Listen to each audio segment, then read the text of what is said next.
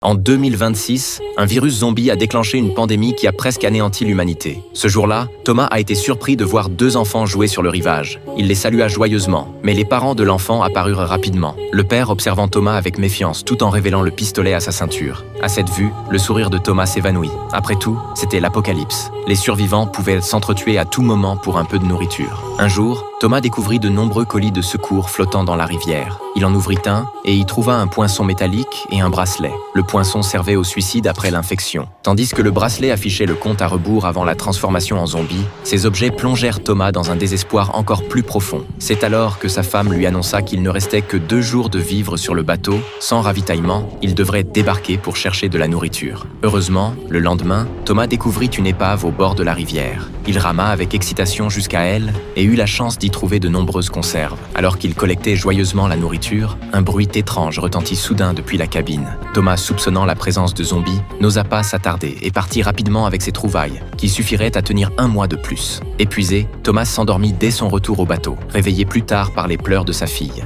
En la portant pour chercher sa femme, il découvrit soudain une mare de sang au sol. Un mauvais pressentiment l'envahit. Thomas se précipita aux toilettes où il trouva sa femme pansant une blessure. Elle avait également découvert l'épave et, voyant Thomas profondément endormi, était partie seule chercher de la nourriture, se faisant mordre par un zombie. Thomas regrettait amèrement, pensant qu'il aurait dû l'avertir plus tôt du danger de ce bateau. Sa femme sortit le manuel du kit de secours. Déjà préparée au pire, dès l'apparition des symptômes d'infection, elle utiliserait le poinçon métallique pour mettre fin à ses jours. Ne pouvant absolument pas devenir un zombie et blesser sa famille, Thomas insista pour l'emmener à terre chercher un hôpital. Mais sa femme pensait que débarquer mettrait leur fille en danger. Après une violente dispute, ils décidèrent finalement de parier sur ce mince espoir de guérison. Ils quittèrent le petit bateau qui les avait maintenus en vie. Heureusement, aucun zombie n'était visible après le débarquement. Ils trouvèrent une voiture et se dirigèrent vers la ville la plus proche. Voyager de jour restait relativement sûr. Quand sa femme se réveilla après un long sommeil et souleva la couverture sur ses jambes, elle découvrit que la blessure s'était terriblement aggravée. Elle se transformait lentement en zombie.